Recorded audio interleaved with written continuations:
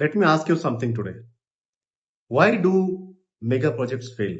We have seen a lot of instances wherein the mega projects, let it be a highway project or an airport project or a power station project or a hydel project or a hydro project.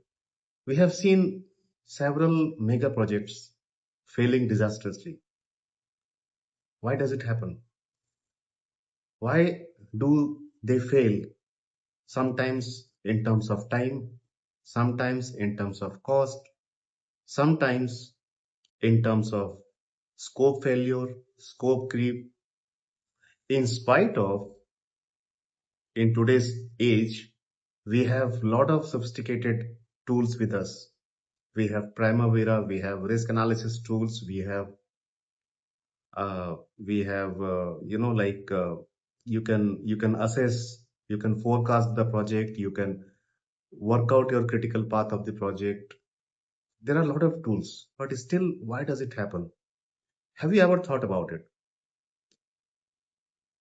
I, used to think about this, that in spite of so smart tools, in spite of so smart leaders, in spite of so dedicated people, why exactly does it happen? One thing which I could realize is that it's not the failure of the tools, it's not the failure of the competency of the people, it's not the failure of the the technicality of the project, or it is actually not the failure of the complete complexity of the project. But still, I have realized one thing, that this type of failures are actually caused by the structural weakness of the overall governance of your project. Now you may ask me, how it can happen? I mean, how a governance can have a structural weakness? Is it really possible? I tell you, it is really possible. Why? Because when we talk about the governance, we talk about fairness, we talk about the accountability, we talk about responsibility, we talk about the sustainability, we talk about the transparency. So these are the factors of governance. But then when we are about to implement these philosophies of governance, are we really able to implement these philosophies? This is the bigger question. Now, when we do a little bit of brainstorming, you see, basically, this structural weakness of the governance comes from three dominated areas, which I have realized in last more than 3 decades, and I will list it out in front of you today, and we can have a fair discussion. First component of this structural weakness is the role ambiguity. We see people working very hard, PMO working very hard, the project sponsor working very hard. But sometimes, in due course of time, we see that we actually start, superseding the areas of the other. We see the sponsor getting involved in day-to-day operations. We see PMO, instead of a facilitator, it becomes a restrictor. We see project manager, instead of a communicator, instead of a facilitator, he becomes a instructor. So we have seen a lot of deviations. And when this happens, trust me, the true spirit of the sustainability elements, that gets dissolved. This is one of the very important factor which causes this structural weakness of the governance. Second is you can call it as a taboo in our society. We are always afraid of, escalating the issues. If there is something wrong is happening, the site engineer, the site team will try to hide it as long as possible. And, we don't want to highlight it. We don't want to, escalate this to the higher management, because we know that, okay, I'll take care of this. That could be done in this way, that way. But eventually, the fact is, we shy away from escalating the issues, because we think that when if we escalate this matter to the management, or to the project sponsor, or to the reporting authority, we are not sure how they are going to, whether they are going to respond or they are going to react. This is how we think. So this is the second reason which I have found out is a major contributor in creating this weakness in the overall structure of the governance. Lack of independent challenge. Governance body meetings, steering committee meetings. We have lot of meetings, we have lot of committees, we have lot of reviews. Have you noticed one thing? In this industry, sometimes I find people, stepping back when it comes to conclude something. There is a problem. In a joint meeting, you have to conclude it. But I'm sure you have observed this. Individuals will not have a conclusion at their individual level, which I call it as a lack of independent challenge. Independent challenge is something which is creating kind of stigma in us, kind of, fear in us, that how can I highlight this? How can I bell the cat? How can I say that this is not correct?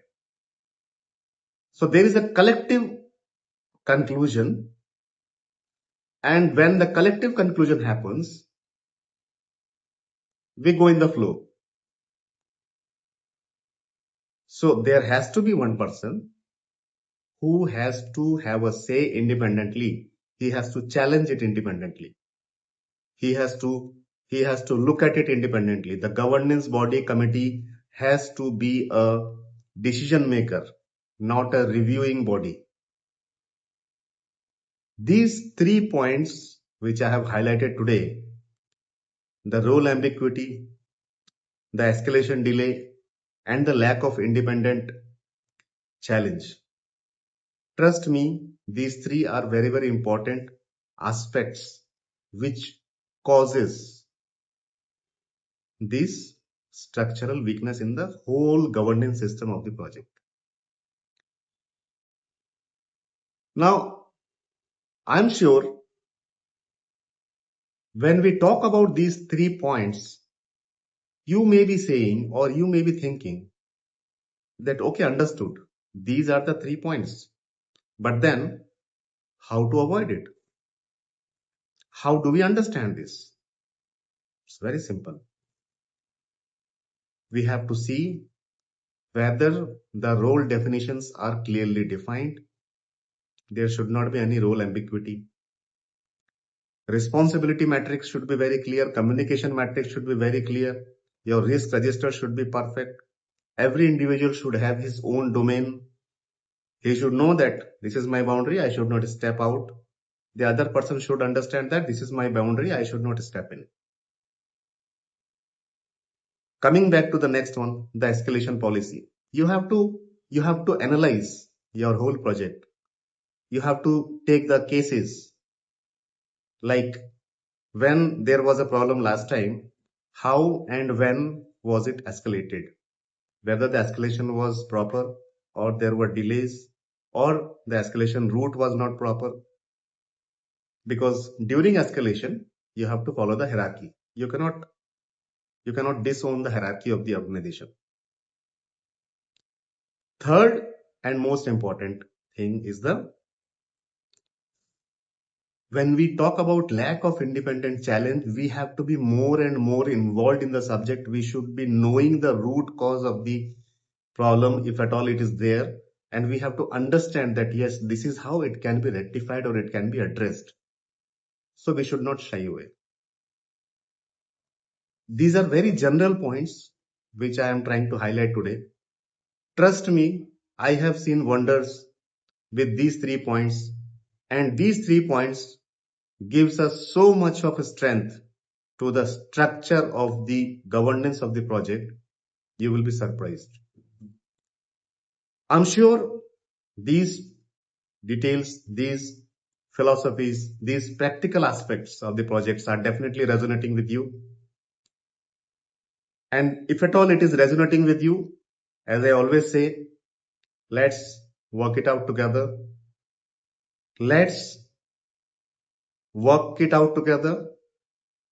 Let's create the team together. And in order to do that, we have to come together.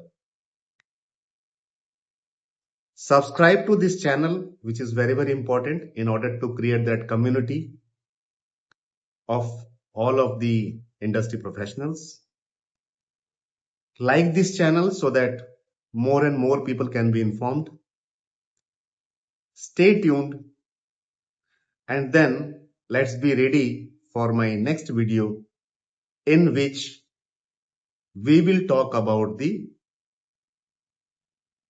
whole structure, how it can be made foolproof at a secondary level. Today what we discussed is at the structural level. When we go next, once we strengthen the governance structure structurally, the next level would be a bit higher, which will be, take care of your governance in an administrative way. Trust me, these two stages are very important. And I'm sure that while working together, these discussions would be very happy, would be very, very, very important for us.